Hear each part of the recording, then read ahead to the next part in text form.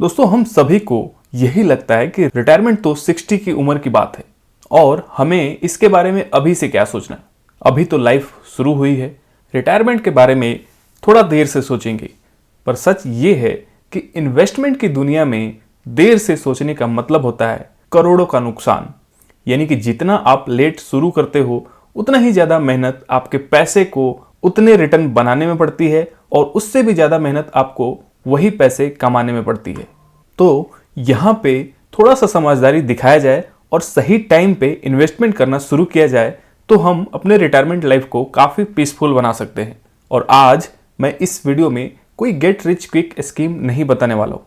मैं बात करने वाला हूँ 3 ऐसे ETF की जो कि बोरिंग तो है, बट अगर उनमें आप जितना जल्दी स्टार्ट करते हो आपको एक पीसफुल रिटायरमेंट मिल सकती है। देखो, मार्केट में रोज नए सुपर स्टॉक्स आते रहते हैं। लोग सोचते हैं कि कोई एक चमत्कारी स्टॉक मिल जाए और लाइफ सेट हो जाए, बट रियलिटी क्या है कि रिटायरमेंट लॉटरी से नहीं, एक बोरिंग सिस्टम से बनता है। हमें हीरो नहीं बनना है, हमें सर्वाइवर बनना है।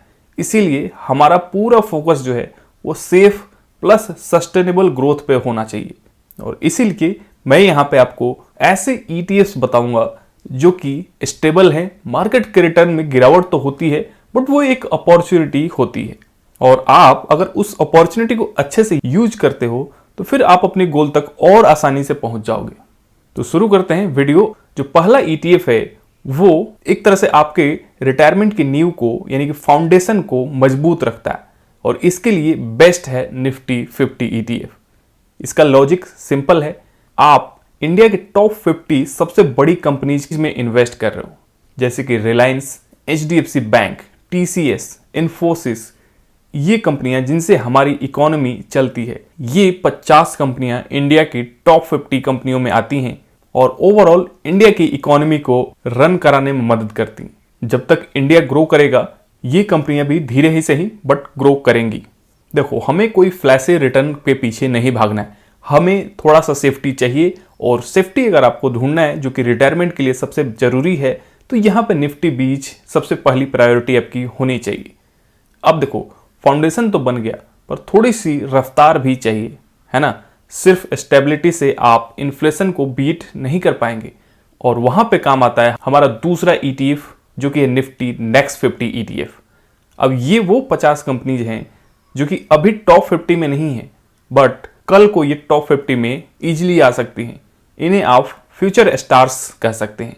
इनमें थोड़ा उतार चढ़ाव ज़्यादा होता है पर लॉन्ग टर्म में ये आपके रिटर्न्स को एक्स्ट्रा किक देते हैं जो कि रिटायरमेंट गोल तक पहुंचने के लिए बहुत ज़रूरी है। अब निफ्टी नेक्स्ट 50 पे बहुत सारे ETF आते हैं, अलग अलग फंड हाउस के आपको ETF मिल जाएंगे। अब बात करते हैं कड़वे सच की। देखो, मार्केट हमेशा ऊपर नहीं जाएगा, कभी ना कभी उसमें क्रैश आएगा, करेक्शन आएगा और उस वक्त पे आपका पोर्टफोलियो जो है वो ब्लीड करेगा। और इसीलिए हमें ऐसे टाइम पे एक शॉक ऑब्जर्वर ETF की जरूरत पड़ेगी। यहाँ पे हमें उन्हीं ETF को रखना पड़ेगा जो इन दोनों ETF से सेफ माने जाते हैं और स्टेबल माने जाते हैं।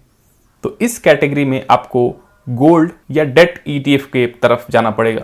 जब सारे स्टॉक्स नीचे जाते हैं तो गोल्ड अक्सर ऊपर जाता है, जो कि अभी आपने करेक्शन में देखा था कि जिस तरह से निफ्टी करेक्ट कर रहा है, निफ्टी नहीं ओवरऑल मार्केट करेक्ट कर रहा है, गोल्ड किस तरह से नई ऊंचाइयों को छूता जा रहा है।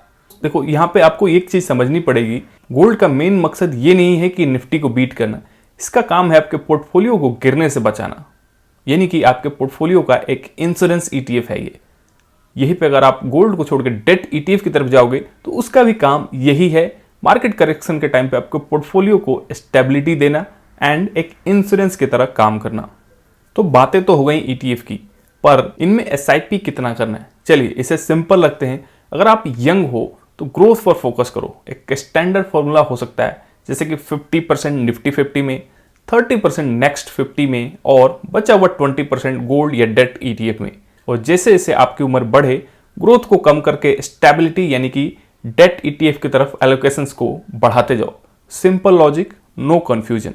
अब थोड़ा मैथ की बात कर लेते हैं क्योंकि बिना नंबर्स के बातें अधूरी लगती है। मान लो आप हर महीने 10,000 की SIP स्टार्ट करते हो इस पोर्टफोलियो में। अगर हम एक कंजर्वेटिव 12% का भी रिटर्न यहां से पकड़ें तो 20 ईयर्स में आपका टोटल इन्वेस्टमेंट लगभग 24 लाख के आसपास होता है। पर आपका कॉर्पस 1 करोड़ के ऊपर भी जा सकता है।